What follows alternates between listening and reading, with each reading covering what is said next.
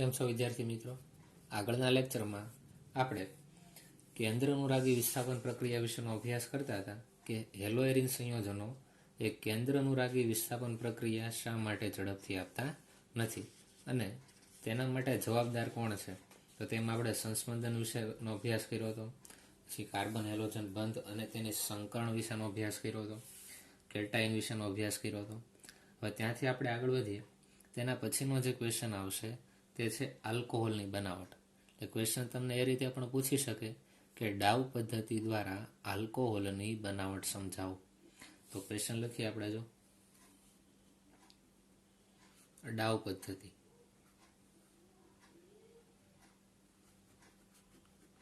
IMP question છે એટલે ખાસ ધ્યાન રાખજો. અથવા તો એમ પણ પૂછે કે હેલોએરિન સંયોજનોમાં જે હેલોજન તત્વ હોય, બરાબર, એને આપણે એક્સ તરીકે ઓળખીએ છીએ, તેનું OH વડે વિસ્થાપન દર્શાવતી ડાઉ પદ્ધતિ જણાવો. એટલે કે હેલોએરિન સંયોજન અહીંયા આપણે પ્રક્રિયક તરીકે લેશું. એમાં રહેલા હેલોજન તત્વનું OH સમૂહ વડે વિસ્થાપન કરી બેન્ઝીન રિંગ ઉપર ક્લોરીનની જગ્યાએ અથવા તો કોઈ પણ હેલોજન તત્વની જગ્યાએ OH ઉમેરવાનો છે. અને આપણે શું કરી નાખશું? હેલોજનનું વિસ્થાપન કોના દ્વારા? OH સમૂહ દ્વારા. એટલે નિપજમાં આપણને શું મળશે? ફિનોલ મળશે. તો તેની આપણે રિએક્શન જોઈએ. તો રિએક્શનમાં શું થશે? જો તો આપણે અહીંયા પહેલાં એક હેલોએરિન લેશું. તો હેલોએરિન તરીકે માનો કે ક્લોરોબેન્ઝીન લઈ લઈએ. શું લઈ લઈએ? ક્લોરોબેન્ઝીન. હેલોએરિન થયો. ક્લોરોબેન્ઝીન આપણે હેલોએરિન તરીકે લઈએ તો શું થશે? તો કે ક્લોરોબેન્ઝીનને 623 કેલ્વિન તાપમાને અને 300 વાતાવરણ દબાણે સોડિયમ હાઇડ્રોક્સાઇડના જલીય દ્રાવણમાં ગરમ કરવાનો છે. તો ક્લોરોબેન્ઝીનનું રૂપાંતર ફિનોલમાં થશે. શું કીધું?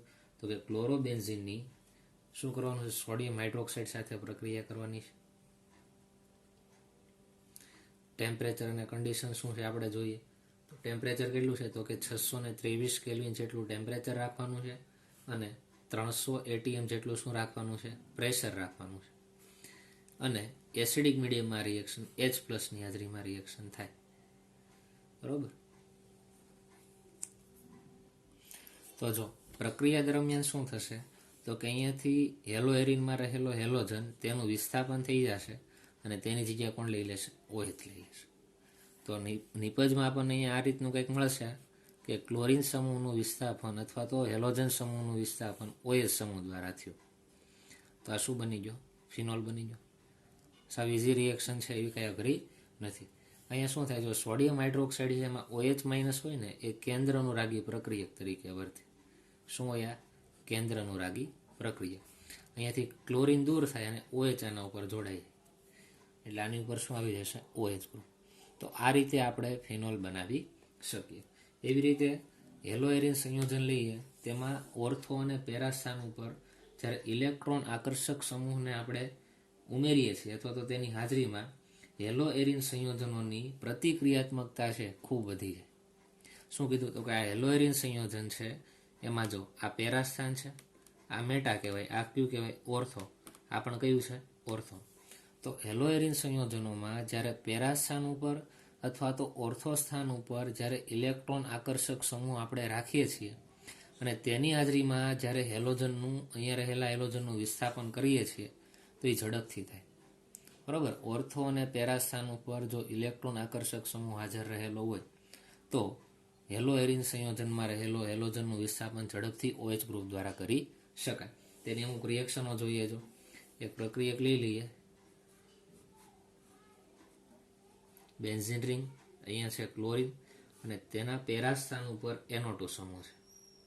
હવે જો NO2 સમૂહ છે એ ઇલેક્ટ્રોન આકર્ષક સમૂહ કહેવાય, જેના કારણે આ હેલોએરિન સંયોજનોની પ્રતિક્રિયાત્મકતા વધી જાય. તો સેમ ઉપર જેમ છે એ જ રીતે સોડિયમ હાઇડ્રોક્સાઇડની જલીય દ્રાવણમાં પ્રક્રિયા થશે. 443 કેલ્વિન જેટલું ટેમ્પરેચર રાખશું. એસિડિક H+, બરાબર, એટલી કન્ડિશન રહેશે. પાછું અહીંયા ક્લોરીનની જગ્યાએ શું આવી જશે? તો કે OH આવી જશે. તો આ રીતે આપણને શું મળશે? તેમાંથી અહીંયા OH આવશે, બરાબર, અને નીચે શું હતું? NO2. તો જુઓ તો ક્લોરીનનું વિસ્થાપન OH સમૂહ દ્વારા થઈ ગયું. તો આ રીતે તમે અલગ અલગ રિએક્શન લખી શકો. અને નામ શું થાય? જો તો આનું આપણે નામ લખીએ છીએ ક્લોરોબેન્ઝીન.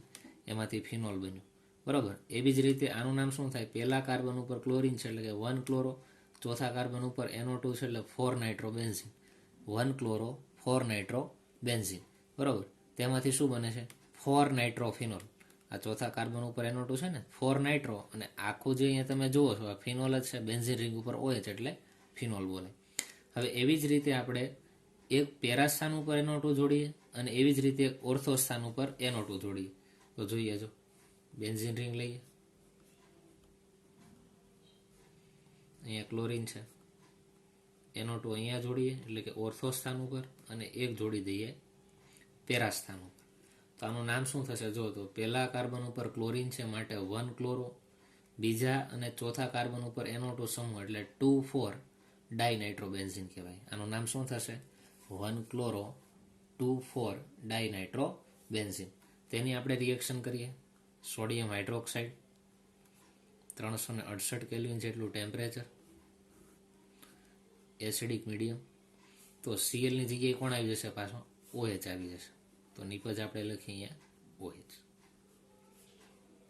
NO2 તો અહીંયા જેમનામ છે એમનામ જ રાખશું. NO2 અહીંયા પણ આવશે અને અહીંયા પણ આવશે. રિએક્શન કઈ અઘરી છે નહીં, બરોબર. ખાલી વચ્ચેની કન્ડિશન તમારે યાદ રાખવાની છે. તો આનું નામ શું થઈ જશે? જો તો બીજા અને ચોથા બંને કાર્બન ઉપર NO2 સમૂહ છે એટલે 2,4 ડાયનાઇટ્રોફિનોલ તરીકે આને ઓળખશું. તેના પછીનું આપણે જોઈએ છેલ્લી રિએક્શન.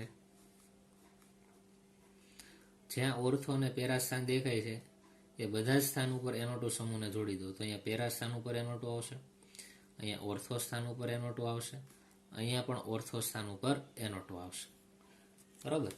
તો હવે જોઈએ જો આમાં રિએક્શન કઈ રીતે થાય. આનું નામ શું થાય? પહેલા કાર્બન ઉપર ક્લોરીન છે માટે 1 ક્લોરો 2,4,6 ટ્રાઇનાઇટ્રોબેન્ઝીન થાય.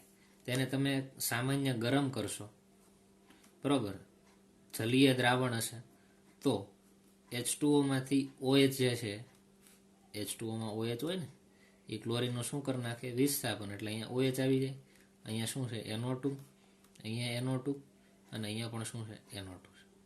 તો આનું નામ શું થશે? જો તો 2,4,6 ટ્રાઇનાઇટ્રોફિનોલ, અથવા તો આનું પ્રચલિત એક નામ છે પિક્રિક એસિડ બોલાય. શું કહેવાય?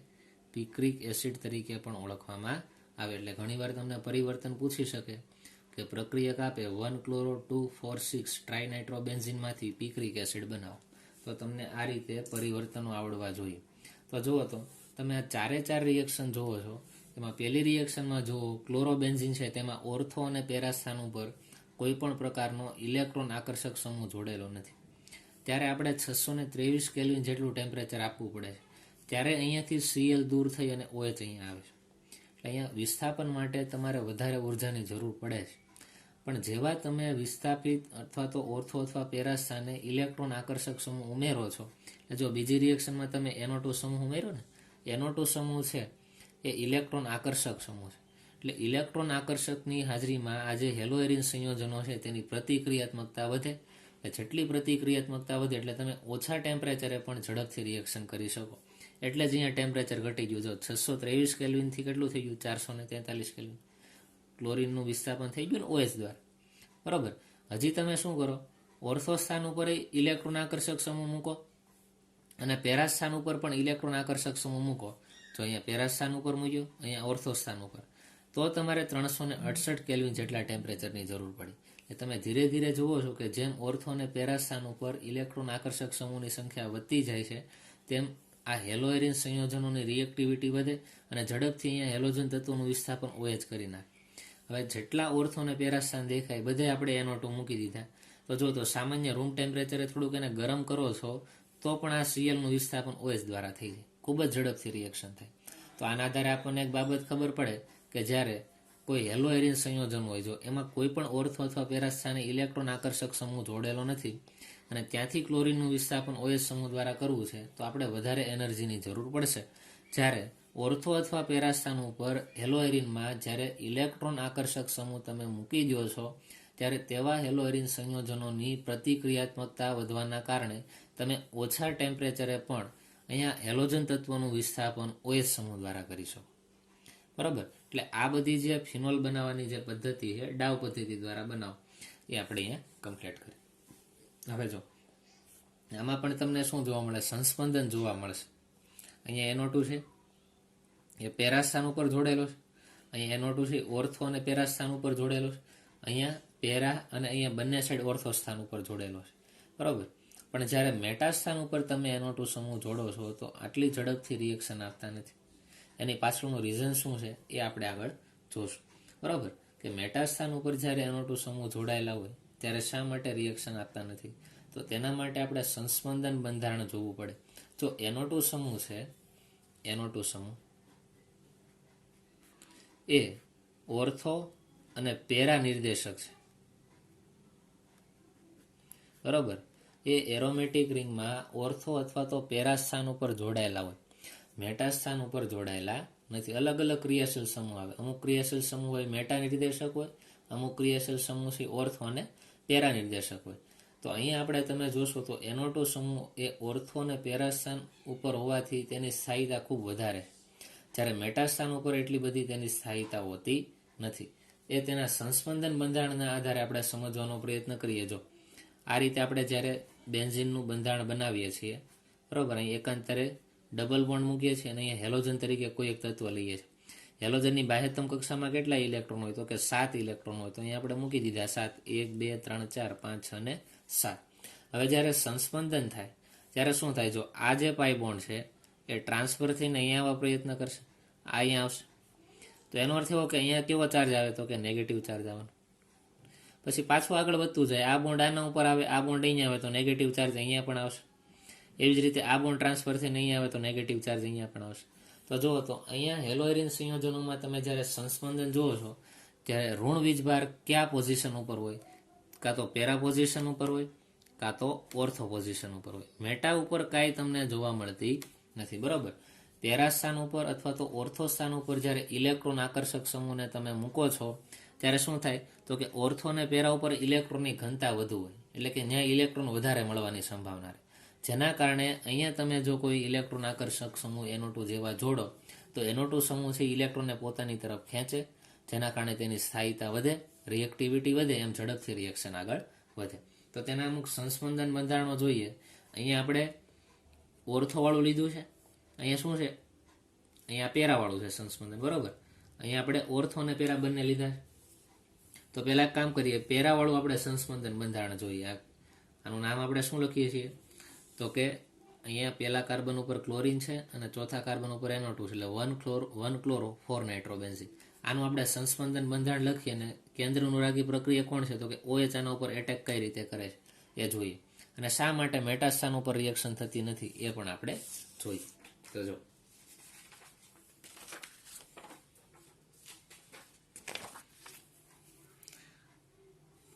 આપણે સ્ટ્રક્ચર બનાવીએ પહેલા. જો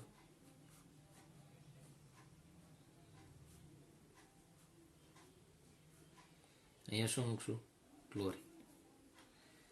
ઇલેક્ટ્રોન આકર્ષક સમૂહ આપણે NO2 લેવાનો છે. શું લેવાનો છે? NO2. જો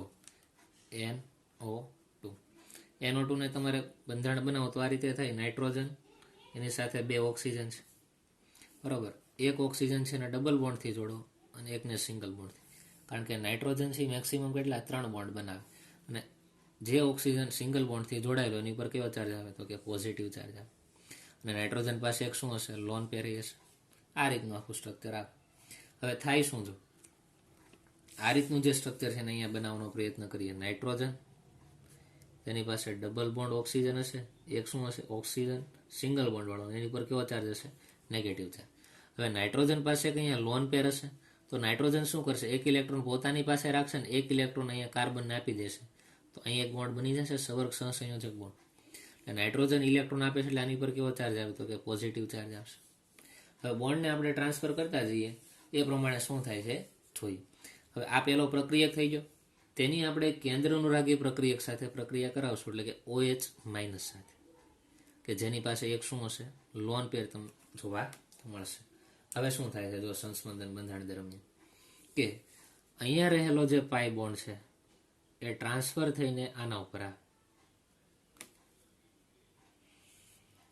અહીંયા રહેલો પાઈ બોન્ડ ટ્રાન્સફર થઈને ક્યાં આવશે? તો કે આ પોઝિશન ઉપર આવે. હવે આ જે બંધ છે એ ટ્રાન્સફર થઈને અહીંયા આવે તો અહીંયા કાર્બનનો આ જે ઇલેક્ટ્રોન હતો એ વયો ગયો. એમ કે અહીંયા જે બંધ બને છે એમાં અહીંયા રહેલો કાર્બન અને અહીંયા રહેલો કાર્બન બંનેના એક ઇલેક્ટ્રોન હતા નહીં. આ તમે જે જોવો છો અહીં એક કાર્બન છે, એક અહીંયા કાર્બન છે, અને એની વચ્ચે આ બંધ છે. તો આ બંધમાં આ એક ઇલેક્ટ્રોન હશે એ આ કાર્બનનો હોય, અને આ ઇલેક્ટ્રોન હશે એ આ કાર્બનનો હોય. પણ આ બંને ઇલેક્ટ્રોન આ કાર્બન ઉપર આવી જાય તો આ કાર્બન પોતે કેવો થઈ ગયો છે? પોઝિટિવ ચાર્જવાળો થઈ જાય. હવે આ કાર્બન પોઝિટિવ ચાર્જવાળો થઈ જાય તો આ કેન્દ્રાનુરાગી પ્રક્રિયક કે જો પોતે નેગેટિવ ચાર્જવાળો છે એ કાર્બન પોઝિટિવ ચાર્જ ઉપર એટેક કરે અને કંઈક આ રીતનું સ્ટ્રક્ચર તૈયાર કરે. શું થશે? જો બેન્ઝીન રિંગ, આખો પાઈ બોન્ડ છે ટ્રાન્સફર થઈને આ કાર્બન ઉપર વહી ગયો એટલે આની ઉપર કેવો ચાર્જ આવશે? આ નેગેટિવ ચાર્જ બોલો અથવા આ બે ઇલેક્ટ્રોન છે, જો અહીંયા છેડે પોઈન્ટ મૂકો, અહીંયા મૂકો, નેગેટિવ ચાર્જ અથવા તો બે ઇલેક્ટ્રોન, બરોબર. આ બોન્ડ તો અહીંયા છે એમનેમ રહેશે, આ બોન્ડ અહીંયા છે એમનેમ રહેશે. પણ હવે થશે શું? તો કે આ કાર્બન છે પોઝિટિવ બની ગયો છે, આ OH માઇનસ એના ઉપર એટેક કરે એટલે કે OH આ કાર્બન સાથે જોડાઈ જો આ રીતે. અહીંયા ક્લોરીન તો છે જ, નીચે શું છે? NO2 છે, nitrogen, double bond oxygen, single bond oxygen. અને આની ઉપર કેવો ચાર્જ છે? નેગેટિવ. આની ઉપર કેવો ચાર્જ છે? પોઝિટિવ. તો નાઇટ્રોજન ઉપર પોઝિટિવ છે એટલે તમને ખ્યાલ આવશે કે આ નાઇટ્રોજન છે ઇલેક્ટ્રોન ખેંચવાનો વધારે પ્રયત્ન કરે એટલે કે બેન્ઝીન રિંગ ઉપર રહેલા ઇલેક્ટ્રોનને પોતાની તરફ ખેંચે એટલે આ ઇલેક્ટ્રોન ધીરે ધીરે અહીંયા પણ આવવાનો છે. હવે પાછું આપણે સંસ્પંદન બંધારણ બીજું બનાવીએ તો શું થાય તેમાં? જો આ જે નેગેટિવ ચાર્જ છે અથવા તો આ બે ઇલેક્ટ્રોન છે એ ટ્રાન્સફર થઈને અહીંયા આવી જશે એટલે પાઈ બોન્ડ બની જશે. અને આ જે પાઈ બોન્ડના બે ઇલેક્ટ્રોન છે એ ટ્રાન્સફર થઈને આ કાર્બન ઉપર આવી જાય એટલે શું થાય? જો તો આપણે લખીએ એના પછીનું સંસ્પંદન બંધારણ. બેન્ઝીન રિંગ,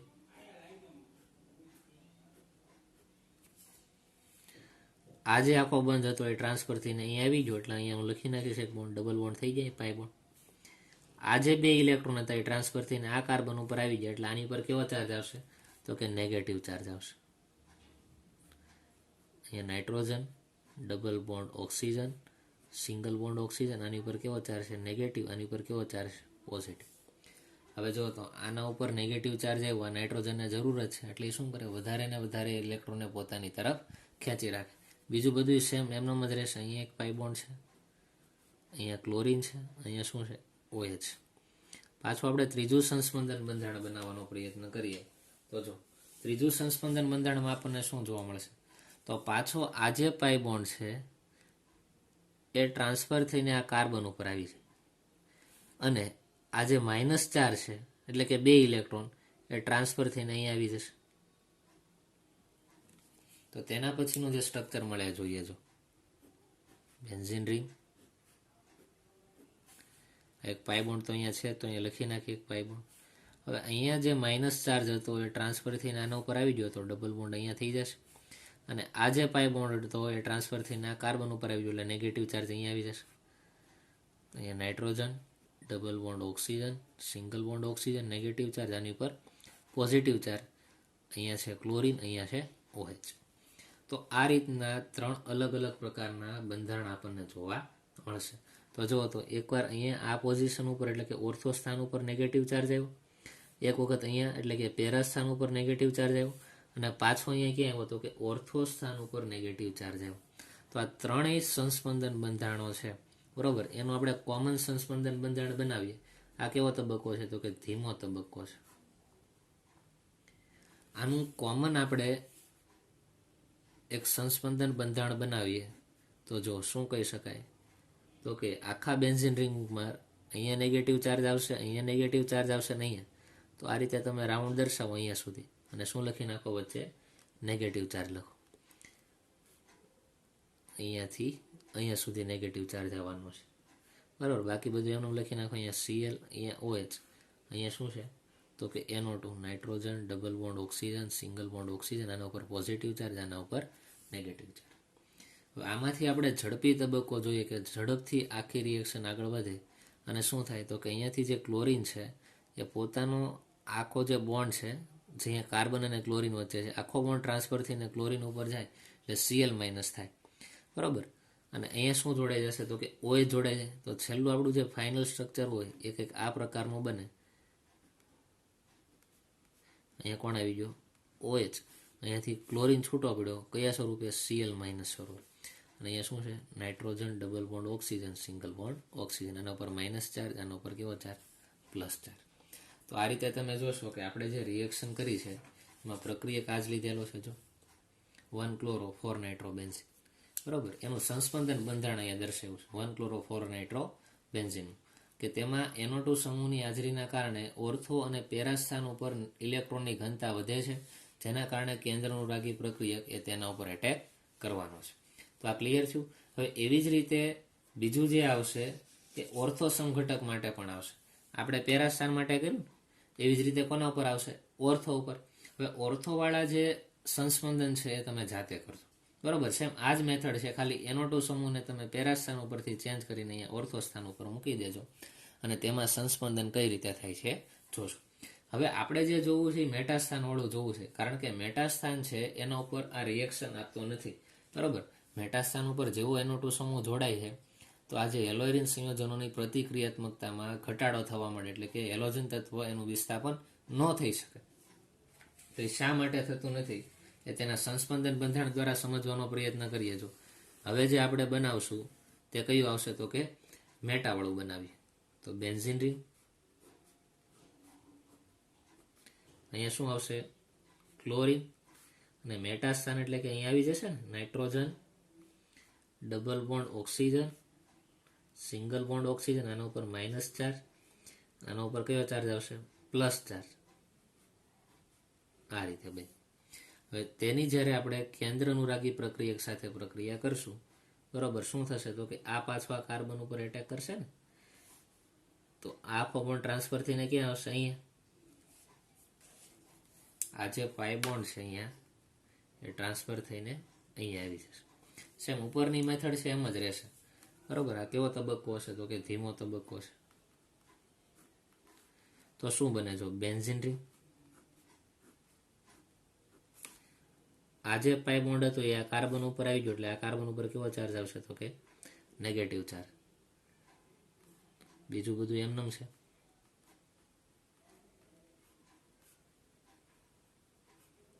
એના ઉપર પોઝિટિવ ચાર્જ.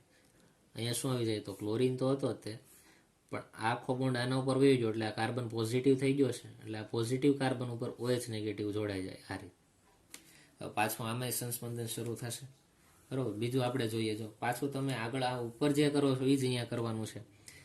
આ જે 2 ઇલેક્ટ્રોન છે એ અહીંયા આવે એટલે પાઈ બોન્ડ બનાવશે અને આ ટ્રાન્સફર થઈને આ કાર્બન ઉપર આવશે. એટલે શું મળે જો જોઈએ તેના પછીનું સંસ્પંદન બંધારણ. બેન્ઝીન રિંગ ઉપર તો કઈ ચેન્જ નહીં થાય. અહીંયા Cl, અહીંયા OH. આ જે એક બોન્ડ હતો અથવા તો નેગેટિવ ચાર્જ અથવા તો 2 ઇલેક્ટ્રોન છે ટ્રાન્સફર થઈને આની વચ્ચે આવી છે, એટલે અહીં લખી નાખી. પછી આ જે પાઈ બોન્ડ હતો એ આ કાર્બન ઉપર આવી ગયો એટલે આના ઉપર નેગેટિવ ચાર્જ આવ્યો. અહીંયા શું છે તો કે nitrogen double bond oxygen single bond oxygen. આના ઉપર પોઝિટિવ ચાર્જ, ઓક્સિજન ઉપર નેગેટિવ ચાર્જ. આ પાઈ બોન્ડ અહીંયા છે. હવે શું થાય? જો આ જે માઇનસ ચાર્જ છે અથવા તો જે 2 ઇલેક્ટ્રોન છે ટ્રાન્સફર થઈને આના ઉપર આવે, એટલે અહીંયા પાઈ બોન્ડ બને. અને અહીંયા રહેલો પાઈ બોન્ડ એ આ કાર્બન ઉપર આવી જાય. તો સંસ્પંદન આપણે ત્રીજું બનાવીએ, કંઈક આ પ્રકારનું થશે. Benzene ring. અહીંયા પાઈ બોન્ડ છે એમનો રહ્યો. અહીંયા નેગેટિવ ચાર્જ અથવા તો અહીંયા રહેલા જે 2 ઇલેક્ટ્રોન છે, તમે નેગેટિવ ચાર્જ બોલો અથવા તો આ શું હોય કાર્બન ઉપર આ લોન પેર હોય, આખો ટ્રાન્સફર થઈને આના ઉપર આવે એટલે પાઈ બોન્ડ અહીંયા આવી ગયો ને. અને આ જે પાઈ બોન્ડ હતો એ ટ્રાન્સફર થઈને આ કાર્બન ઉપર આવ્યો એટલે આની પર કેવો ચાર્જ આવે તો કે નેગેટિવ ચાર્જ. તો તમે અહીંયા જુઓ તો મેટાસ્થાન ઉપર NO2 સમૂહ જોડાયેલો છે, તેની ઉપર ઇલેક્ટ્રોન આવતા જ નથી. ઉપર જો અહીં ઇલેક્ટ્રોન આવ્યા કે નાઇટ્રોજન જે કાર્બન સાથે જોડાયેલો હતો ત્યાં નેગેટિવ ચાર્જ આવતો, પણ અહીંયા જુઓ તો નાઇટ્રોજન જે કાર્બન સાથે જોડાયેલો છે ત્યાં નેગેટિવ ચાર્જ આવતો જ નથી. અહીંયા નેગેટિવ ચાર્જ હતો, ત્યાંથી સીધો અહીંયા આવી ગયો. હવે મેટાસ્થાન ઉપર ઇલેક્ટ્રોન આવતા જ નથી અને આને ઇલેક્ટ્રોન આકર્ષક સમૂહ આપણે કહીએ છીએ, એટલે કે એને ઇલેક્ટ્રોનની જરૂર છે. પણ મેટાસ્થાન ઉપર એટલે કે અહીંયા કાર્બન ઉપર ઇલેક્ટ્રોન આવતા જ નથી સંસ્પંદન દરમિયાન, માટે તેની ઇલેક્ટ્રોન ઘનતા ઘટે.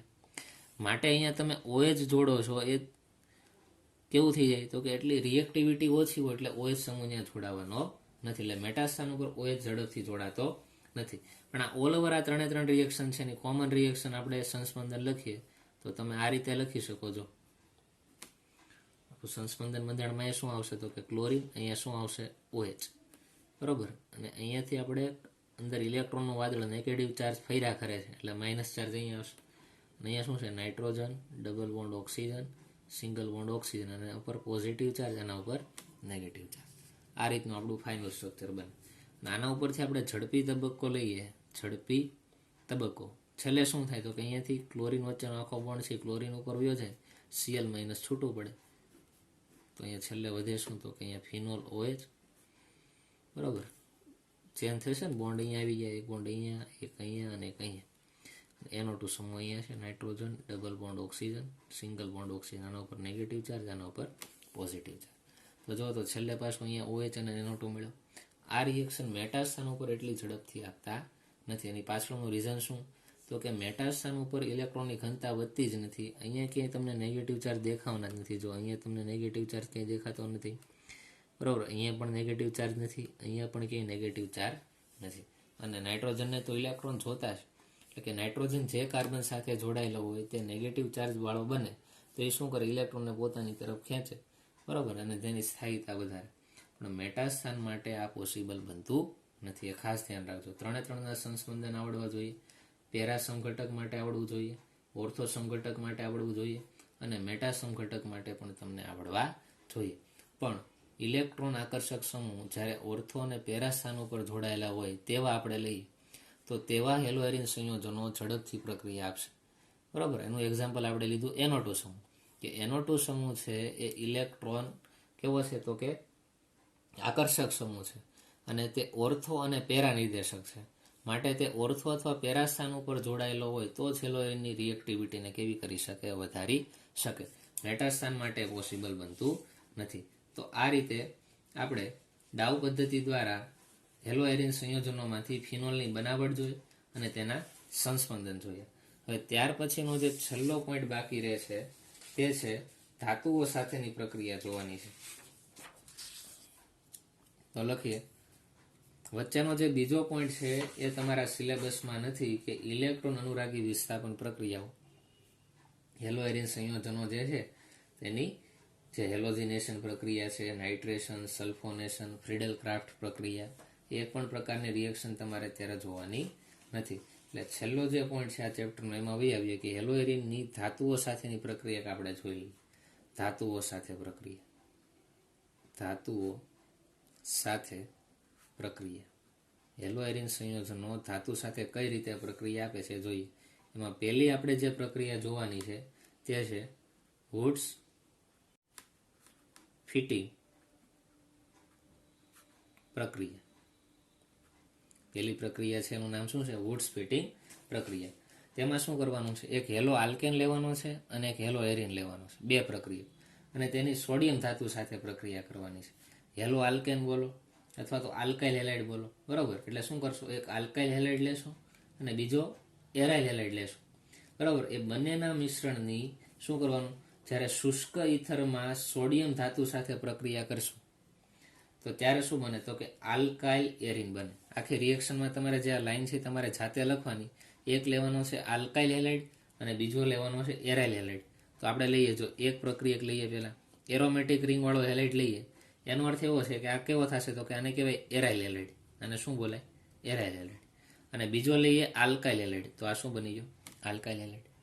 આ બંનેને મિશ્ર કરી અને શું કરવાનું છે તો કે સોડિયમ ધાતુ સાથે આપણે પ્રક્રિયા કરાવશું શુષ્ક ઇથરમાં બનાવેલા, બરોબર. શું લખશું, શુષ્ક ઇથરમાં સોડિયમ ધાતુ સાથે પ્રક્રિયા, શુષ્ક ઇથરની હાજરીમાં આખી રિએક્શન થાય છે અને નિપજમાં આપણને શું મળી જાય, આલ્કાઇલ એરિન બને છે. જો આલ્કાઇલ એરિન કઈ રીતે બને એ જોઈએ. સમવિભાજન વાળો પોઈન્ટ યાદ રાખો કે અહીંયા R અને X વચ્ચે સમવિભાજન થાય, બરોબર. એટલે કે આ જે ઇલેક્ટ્રોન છે એ R લઈ લેશે અને અહીંયા રહેલો ઇલેક્ટ્રોન છે X લઈ લે.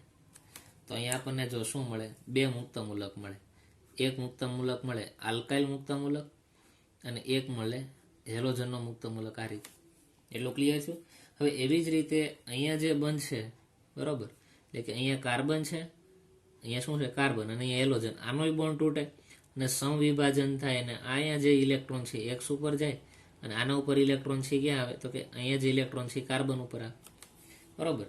તો આમાંથી તમને જે મુક્ત મૂલક મળે એ કયો મળે તો કે બેન્ઝીન રિંગ વાળો મુક્ત મૂલક મળશે.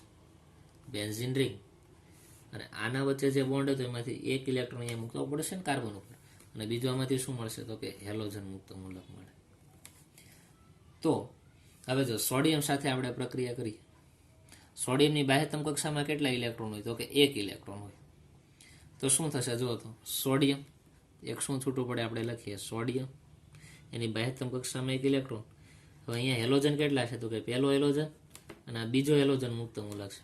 તો બે અહીંયા હેલોજન મુક્ત મૂલક લઈ લઈએ. અહીં હું પહેલા લઉં છું. તો બંનેની બાહ્યતમ કક્ષામાં એક એક ઇલેક્ટ્રોન હોય તો આ રીતે એની વચ્ચે શું થઈ જાય ભાગીદારી થાય ને સોડિયમ હેલાઇડ છૂટો પાડે. બરાબર. શું બને આ સોડિયમ હેલાઇડ. તો અહીંયા તમે જોશો કે એક્સ કેટલા છે 2 મુક્ત મૂલક. તો સોડિયમ એસામાં કેટલા લેવા પડશે 2. તો અહીંયા શું બનશે 2 મોલ સોડિયમ હેલાઇડ છૂટો પડે. હવે હજુ શું જુઓ તો આ વપરાઈ ગયું, આ 2 મોલ સોડિયમ વપરાઈ ગયું. હવે હજુ શું તો કે આ જે ફિનાઇલ રિંગ છે એનો એક મુક્ત મૂલક હોય અને એક આર મુક્ત મૂલક હોય. તો જો આ રીતે કંઈક રિએક્શન થાય અને બંને મુક્ત મૂલકો એકબીજા સાથે જોડાઈ જાય કે આ ફિનાઇલ રિંગ છે એના અહીંયા રહેલા કાર્બન ઉપર એક મુક્ત મૂલકનો ઇલેક્ટ્રોન છે અને એક છે આર, અને આર પાસે એક મુક્ત મૂલક છે. તો આ રીતે શું કરે તો કે ઇલેક્ટ્રોનની ભાગીદારીથી સહસંયોજક બોન્ડ બનાવે. આ તો હેલો એરિન, આ તો હેલો આલ્કેન. આ બંનેને તમે જ્યારે મિક્સ કરો છો તો એમાં આલ્કાઇલ એરિન બને. અને શું કહેવાય આર એટલે આલ્કાઇલ અને એરોમેટિક રિંગ એટલે એરિન, એટલે આને કહેશું આલ્કાઇલ એરિન બને. સાવ ઇઝી રિએક્શન છે. બરોબર. મુક્ત મૂલક ક્રિયાવિધિ પ્રમાણે આ રિએક્શન તમારે આગળ વધારવાની છે. એક એક્ઝામ્પલ લઈએ. જો અહીંયા આપણે હેલો એરિન છે એ હેલો એરિન લઈ લઈએ ક્લોરોબેન્ઝીન. શું લઈ લઈએ એક્સની જગ્યાએ તમે શું મૂકી દો ક્લોરીન મૂકી દો. તો આ શું થઈ ગયું ક્લોરોબેન્ઝીન. બરાબર. તેની 2 મોલ સોડિયમ સાથે તો પ્રક્રિયા થવાની છે, પણ અહીંયા આરની જગ્યાએ તમે CH3 મૂકી દો અને એક્સની જગ્યાએ Cl મૂકી દો. તો આરની જગ્યાએ આપણે CH3 અને અહીંયા એક્સની જગ્યાએ Cl મિથાઇલ ક્લોરાઇડ મૂક્યું અને તેની 2 મોલ સોડિયમ ધાતુ સાથે પ્રક્રિયા થાય. જેમ ઉપર લખ્યું છે એ જ પ્રમાણે અહીંયા નીચે લખવાનું છે. શુષ્ક ઇથરની હાજરીમાં રિએક્શન થશે. શું થશે જુઓ તો આ મિથાઇલ ગ્રુપ છે એ આર છે ને, બરાબર. આર છે એ બેન્ઝીન રિંગ સાથે જોડાઈ જાય. જો બેન્ઝીન રિંગ અને અહીંયા કોણ જોડાઈ જશે મિથાઇલ ગ્રુપ CH3. હવે જોઈશું તો કે આ ક્લોરીન અને ક્લોરીન અને 2 મોલ સોડિયમ. તો 2 મોલ સોડિયમ ક્લોરાઇડ છૂટો પડશે. બરાબર. અને આ રીતે આપણને શું મળી ગઈ નિપજ મળી. અને આપણે શું કહીએ છીએ ટોલ્યુઇન તરીકે ઓળખીએ છીએ. બરાબર. આને શું કહેવાય ટોલ્યુઇન કહેવામાં આવશે. તમને ઉપરની રિએક્શન આવડતી હશે એટલે નીચેની રિએક્શન આવડશે. એક્સની જગ્યાએ મેં અહીંયા ક્લોરીન લીધો છે, આરની જગ્યાએ મિથાઇલ લીધો છે અને એક્સની જગ્યાએ પાછો ક્લોરીન લીધેલો છે. બરાબર. અને અહીંયા આર આવશે એટલે આરની જગ્યાએ મિથાઇલ મૂક્યો એટલે CH3 આવશે. સોડિયમ હેલાઇડ એક્સ તરીકે ક્લોરીન લીધું. આ રીતે તમે પરિવર્તન પૂછી શકે કે ક્લોરોબેન્ઝીનમાંથી ટોલ્યુઇન બનાવો. તો તમને આવડવું જોઈએ કે પ્રક્રિયકમાં એક હેલો આલ્કેન લેશું, એક હેલો એરિન લેશું અને તેમાંથી નિપજ મેળવશું આલ્કાઇલ એરિન. તો આ પ્રક્રિયાને આપણે કેવી પ્રક્રિયા કહીએ છીએ તો કે વુડ સ્પ્લિટિંગ પ્રક્રિયા તરીકે ઓળખીએ છીએ. અને તેના પછીની આપણે પ્રક્રિયા જોઈએ ફિટિંગ પ્રક્રિયા. બીજી પ્રક્રિયા છે એનું નામ છે હેલો એરિન માટેની ફિટિંગ પ્રક્રિયા.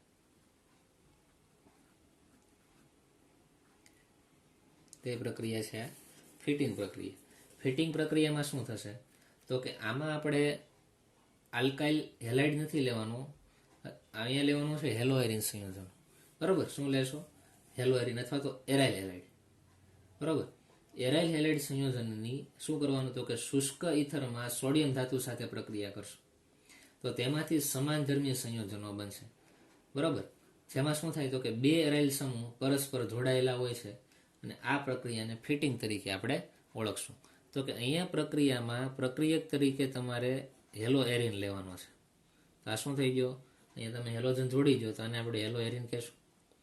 તેની શું કરવાનું છે તો કે શુષ્ક ઇથરમાં જે સોડિયમ ધાતુ છે તેની સાથેની પ્રક્રિયા છે એટલે સોડિયમ ધાતુ સાથે પ્રક્રિયા થશે. શુષ્ક ઇથરની હાજરી છે. આ બંને રિએક્શનમાં તમારે મુક્ત મૂલક વાળો જ કોન્સેપ્ટ વાપરવાનો છે. બરાબર. હવે શું થાય જો અહીંયા રહેલો કાર્બન અને અહીંયા રહેલો હેલોજન એની વચ્ચેનો આ જે બોન્ડ છે એ તૂટશે અને સમવિભાજન થાય. બરોબર. એટલે 2 મુક્ત મૂલક બને. અહીંયા હું 2 મોલ રાખું, બરોબર. સોડિયમ એ કેટલા લઈ લઉં? 2. તો જો આ રીતના 2 મુક્ત મૂલક બને. બેન્ઝીન રિંગ, એકાંતરે ડબલ બોન્ડ. અહીંયા જે બંધ હશે એમાંથી 1 ઇલેક્ટ્રોન આ કાર્બન ઉપર આવ્યો ને, એટલે 1 ઇલેક્ટ્રોન અહીંયા દર્શાવું જો પહેલા સમજવા માટે. 2 મોલ છે એટલે 2 વાર આવું થશે. તો કે બીજી આપણે અહીંયા બેન્ઝીન રિંગ લખીએ, એકાંતરે ડબલ બોન્ડ, અને આને આ સાઈડ દર્શાવીએ. તમે ડાબી બાજુ દર્શાવો અથવા જમણી બાજુ કોઈ પણ રીતે દર્શાવી શકો. તો આ બંને રિંગ છે ને એકબીજા સાથે જોડાઈ જાય, જો આ રીતે બોન્ડ બની જાય. એટલે અહીંયા જે નિપજ મળે શું મળે? તો કે ડાયફિનાઇલ મળે. ડાયફિનાઇલ. સાથે સાથે અહીંયા હેલોજન છે એ મુક્ત મૂલક સ્વરૂપે છૂટો પડ્યો છે. એ સોડિયમ છે એની પાસે બાહ્યતમ કક્ષામાં 1 ઇલેક્ટ્રોન હોય તો આ રીતે જોડાય જાય. બરોબર. 2 મોલ સોડિયમ છે. બરાબર. 2 મોલ સોડિયમ છે. અહીંયા હેલોજન કેટલા છે? 2. એટલે 2 મોલ સોડિયમ હેલાઇડ છૂટો પડશે. આ રીતની રિએક્શન છે. બરાબર. સાવ ઇઝી રિએક્શન છે. તો આ રીતે ફિટિંગ પ્રક્રિયા થાય કે અહીંયા રહેલો હેલો એરિન સંયોજનો છે એની વચ્ચેનો આ બોન્ડ તૂટે. અહીંયા રહેલો ઇલેક્ટ્રોન છે એ એક્સ ઉપર આવે, અહીંયા રહેલો ઇલેક્ટ્રોન છે આ કાર્બન ઉપર આવે, એમ 2 મુક્ત મૂલક બને. અહીંયા એક્સ મુક્ત મૂલક એ સોડિયમ સાથે જોડાઈને સોડિયમ હેલાઇડ બનાવે. અને આવા જે ફિનાઇલના 2 મુક્ત મૂલક છે, આ પહેલો મુક્ત મૂલક અને બીજો મુક્ત મૂલક, બેની આ સાઈડ તમે 1 ઇલેક્ટ્રોન મૂકીને આ રીતે તમે જોડી દો. બરાબર. સહસંયોજક બનશે એટલે છેલ્લે શું બને? ડાયફિનાઇલ બનશે. તો આ રીતે હેલો એરિન સંયોજનો જે પ્રક્રિયા છે એમાં પહેલી આપણે જોઈતી કેન્દ્ર અનુરાગી વિસ્થાપન પ્રક્રિયા, પછી ઇલેક્ટ્રોન અનુરાગી વિસ્થાપન પ્રક્રિયા જોવાની નથી, અને છેલ્લી આપણે જોઈ ધાતુ સાથેની પ્રક્રિયા. એમાં 2 પ્રક્રિયા આવી, વુડ્સ ફિટિંગ પ્રક્રિયા અને છેલ્લી આવી ફિટિંગ પ્રક્રિયા. તો આ ચેપ્ટરમાં સિલેબસમાં અહીંયા સુધી છે, એટલે અહીંયા આપણો આ ચેપ્ટર કમ્પ્લીટ થાય છે.